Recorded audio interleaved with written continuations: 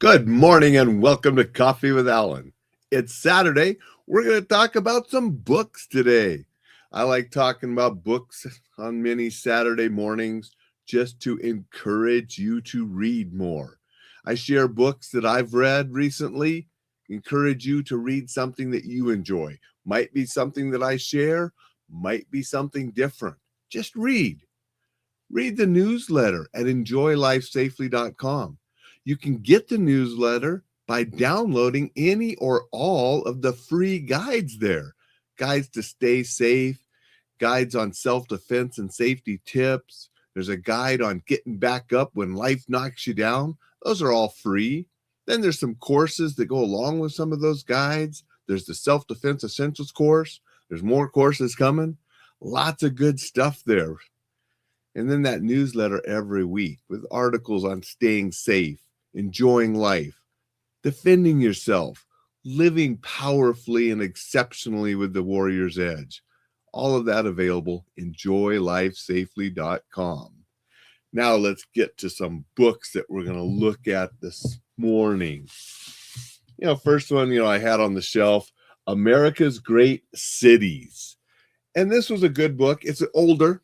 It's from the 90s. So the chapter on New York, you saw the Twin Towers. But the main cities, Boston, Manhattan, Greater Miami, Atlanta, Chicago, Santa Fe, Salt Lake City, Los Angeles, San Francisco, Seattle, many of them I've been to. So it was sort of cool to read about them and say, yeah, I've been there. A couple I haven't. It really made me want to go see Boston. And then in the back, there's a bunch of other cities, many that I've been to, that they didn't give as big a section on. They had just more one page. And those are cities like Phoenix and Denver, Washington, D.C., Boise, Idaho. And one that was in the back was Philadelphia, which I thought deserved a bigger chapter. But, it was put out by Reader's Digest in the 90s. It was a fun little book to read and look at the pictures of a bunch of great cities in the United States. Many of them I've been to, so it was fun to think of them. Some of them I was like, I still need to go there. Boston probably being on the top of the list of cities I have not been to yet, but I would like to see. So that was just a fun little quick read. Next one we'll talk about, The Calorie Myth by Jonathan Bailor. And I read this one quite a while ago and wanted to read it again. And very well researched book. And sort of the premise is it's not just calories, it's the kind of calories that you're eating that affect your weight and health. And so did have some interesting things in here that, I liked. And so it still comes down to a lot of basic healthy eating, which are going to be your natural fruits and vegetables and nuts and lean meats and so forth, avoiding high processed things, avoiding sugar and those things. So good little book on health, had some good little tips and things on it. Next is a book that I had meant to read years and years ago. Never got around to it. It's been on the shelf for I don't know how long. Pulled it off and said, I'm going to finally read that. And that was Iacocca's autobiography. Very interesting book, even though I knew a lot about him because, he was so popular back in the 80s.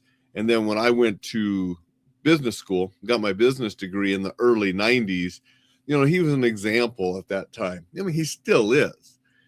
But this book, told his whole time through Ford, the work on the Mustang, which is one of my favorite cars of all time, the older Mustangs. Used to have a 66 convertible until I had to get rid of that. Just life happened and it wasn't as practical a car to have multiple cars in Montana. Wintertime, the older convertible like that wasn't the best car. So I did get rid of my 66 convertible, but, it's cool reading about the development of the Mustang and the things that he did. And then reading about Ford and I was the grandson of Ford who started the Ford company. yeah, not a nice guy. And, when he ended up firing Lee, and then Lee moved on to Chrysler, and then he talked about, the turmoil that Chrysler was in, the government loans and different things that he helped negotiate and get, and then brought Chrysler back up, paid those loans off in 3 years instead of 7. And, just was remarkable what he did, the turnaround with Chrysler back then. So very interesting book. It was interesting too. There's a chapter at the end where he was really pushing for mandatory seatbelt laws to save lives, because back then they didn't have mandatory seatbelt laws. And he was talking about when they first started putting seatbelts in cars, people didn't want them, even though they were proven to save lives. You've heard me on some of my safety videos talk about buckle up, wear your seatbelt. They are proven to save lives during accidents. And he was really adamant about, having laws and so forth to have people buckle up to save lives. So I thought that was an interesting chapter as well. So I really enjoyed this. I'm glad I finally read it. I should have read it 20, 30, 40 years ago, but I'm glad I did now. And the last book today, I didn't really care for that much. And that's why you should probably read a little bit more about a book before you read it. When I go to some of these sales, they have some sales here in Missoula a couple times a year. You can get a bag of books for $10, and I'll fill the bag with, books that I want. And then there might be room on the top of the bag. I could throw in a few more books. And so I often will throw in some novels, just, oh, that looks good. And, just to fill the bag. Why not? And I think that's how I got this on the shelf, because I know I didn't go into a bookstore and grab it. So this was probably just tossed in the top of the book to fill up the $10 bag because it looked like it might be interesting. Well, it's about, this law enforcement special group, and they're after a serial killer and so forth. The problem is there are parts of it that felt more like a Harlequin romance, if that's what Harlequin romances are like. I haven't read Harlequin romances, but when I'm reading it, I was like, this definitely isn't Tom Clancy, Brad Thor, Lee Child. You can tell it was written by a woman, and it's getting into this romance kind of stuff and sex scenes that are just not the same as you find in the books I normally read. Even Barry Eisler, who has probably more sex scenes than Lee Child or Brad Thor or Tom Clancy books, this was different. And you could tell it was written by a woman and explicit, which I'm not against. It just wasn't what I was expecting.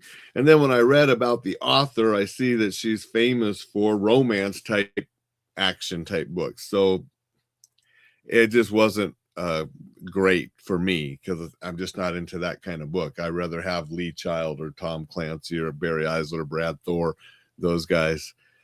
So anyway, that's what I thought about this. And maybe I should be more careful when I'm grabbing novels that I'm not as familiar with.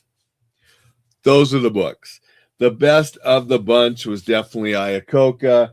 The Calorie Myth had some good little pointers. If you're into romance and a little action or action romance, this might be your cup of tea. It just wasn't for me. And it was fun reading about the cities. Those are the 4 books that I wanted to talk about this morning. Dixon had a couple quotes. Dixon said, Boston is rich in all types of historical sites. And that's one of the reasons I really would like to go see Boston. And that's out of that book, that one stood out of one of the places I have not been to that I want to see. And that's one of the reasons I thought Philadelphia should have had a bigger chapter instead of the one page with the cities in the back, because Philadelphia is so rich with historic things and different as well. Dixon also said, don't forget the 4th largest city in the USA, if we're talking places you've never been but ought to go visit. And then would that be Houston? It was the shoulder harness that was really the main objection when it comes to safety belts in cars. Yes, people didn't like those, but they were proven to save lives. There was a quote in the biography that I remember him saying something about one of the complaints about the seatbelts when they were putting them in cars and trying to get people to use them. And some people were actually saying, I want that car, but I want a model without the seatbelts. I remember he said that one of the complaints was the person said they're so uncomfortable to sit on. So it was just sort of funny that, the people's attitudes. And now most people they are laws and most people just buckle up, realizing that, they save lives just like kid seats save lives. I mean, I grew up in the age, Dixon, you grew up in the age where none of us wore seat belts, and we didn't have car seats or anything back then either. But it is definitely safer now when you have the proper equipment to keep people safe. I appreciate everybody that joins. Appreciate everybody that watches replays. I hope you caught yesterday's episode with Teja. Really fun episode talking about women's self-defense and her new book coming out. If you didn't catch that episode, go check a replay. Watch the video, listen to the audio on Spotify, Apple, enjoylifesafely.com website, wherever you want to listen to podcasts. But that's going to be a good book for a lot of people and help folks in the self-defense world. And it was just a fun interview with her yesterday. So make sure you check that out. Check out the website, get the free stuff, check out the other things there at enjoylifesafely.com. Have a spectacular Saturday. Do some more reading, and I'll be back tomorrow to talk a little bit about the movie I saw late last night.